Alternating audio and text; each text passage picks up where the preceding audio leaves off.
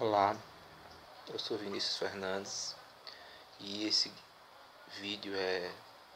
a apresentação do nosso trabalho sobre o pensador Albert Camus, da disciplina ministrada pelo professor Everton Rocha, chamada Ontologia e Subjetividade, cujo grupo sou eu, que vou apresentar a síntese daquilo que foi pesquisado pelo grupo. O Armando, Monique Pacheco, Ana Carolina e Adassa Messias. Foi feita a pesquisa, tanto bibliográfica quanto do pensamento do autor, e a síntese eu vou passar a expor agora. Número 1. Albert Camus ele vem a nascer na Argélia, no ano de 1913, e o dado triste da biografia logo do início da vida dele é que ele não chegou a conhecer o pai, porque este fora morto na Primeira Guerra Mundial, 1914. E isso tornou ainda mais austera a condição de vida dele, porque ele estava ambientado num contexto rural, de bastante escassez, bastante privação junto com a mãe. E aconteceu que essa condição desfavorável fez com que ele, na escola, fosse descoberto como um potencial talento, o que foi incentivado ele a ingressar no ensino superior, no curso de letras, ao que houve resistência familiar, sobretudo da figura do seu avô. No entanto, ele terminou indo mesmo para o ensino superior e tinha como pretensão ser um professor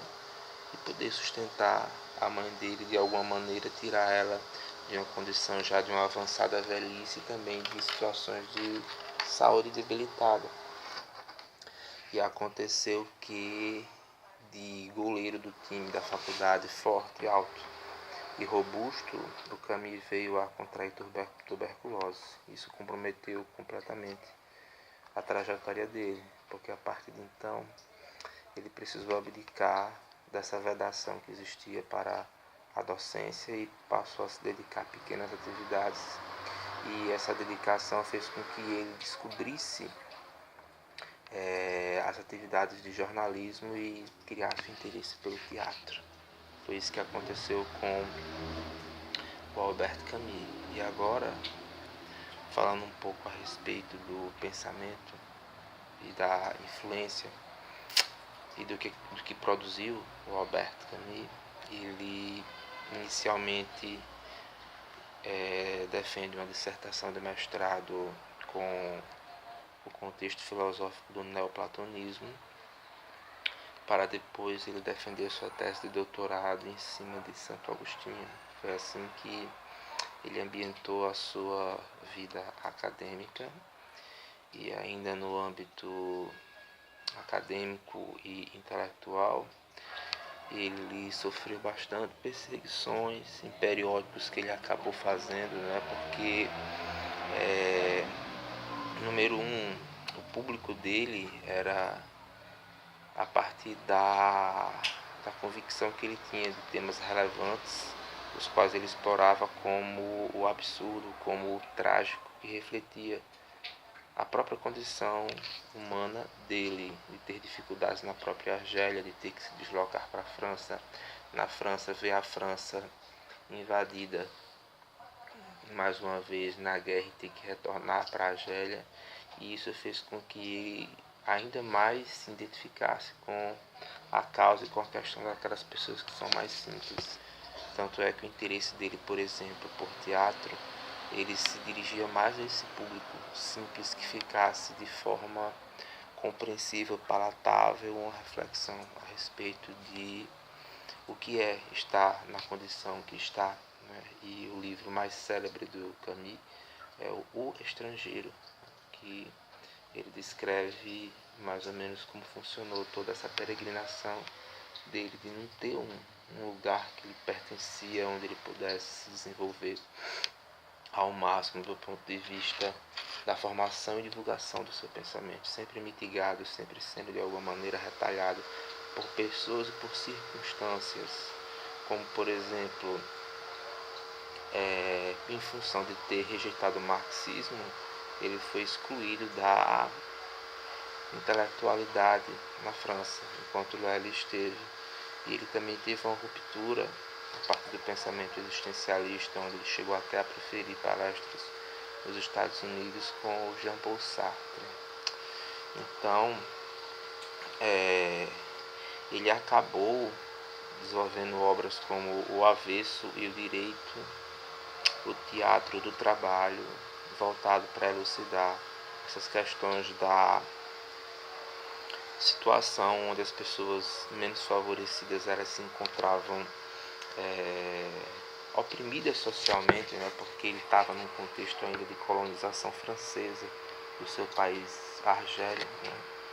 E aí o que a gente vai perceber é que o Camus ele tinha uma pretensão de tentar levar parâmetros de esclarecimento, de reflexão, de elucidação para essas pessoas, e essa postura que ele adotou, ela foi a principal responsável para que ele fosse objeto de censura, perseguição, TV, periódicos seus, inicialmente na Argélia, depois na própria França serem até fechados, e conclui que o Albert Camus ele deixa um legado importante, uma vez que há uma identificação muito forte com pessoas em situação de desvantagem social, desfavorecimento econômico, a partir daquilo que ele coloca até em primeira pessoa com muita sinceridade, com muita franqueza, e ele chega inclusive a ganhar o Prêmio Nobel de Literatura no ano de 1957, vindo falecer em 1960, 3 anos depois de um acidente automobilístico. Então, em resumo, essa foi a nossa pesquisa da biografia e do pensamento do Albert Camus. Peço desculpas pela situação do vídeo, pela falta de qualidade que ele poderia de repente ser bem melhor. No entanto, é o recurso do qual disponho e foi aquilo que eu pude fazer para sintetizar e comunicar aquilo que nós acabamos pesquisando e garimpando nesse tempinho curto do que foi, quem foi, o que produziu, o que pensou e o que deixou de legado o Albert Camus. E concluo com a minha impressão durante a minha pesquisa na internet, quando eu fui verificar nos sites, muito mais do que a obra propriamente dita, ou artigos científicos, ou resenhas, ou textos em PDF, encontrava-se muito frases isoladas, né? Principais frases do Albert Camus, o pensador, frases, etc e tal. E assim, de alguma maneira, o pensamento meu acaba empobrecendo um pouquinho o contato com o próprio autor, né? Com um trabalho que possa ser uma ponte para chegar até os livros, as obras do Albert Camus, porque eu não achei assim, tanto conteúdo para além do que aparece logo de cara. Frases, frases, frases, e as frases às vezes elas condensam e descontextualizam tanto que não permitem ter um contato mais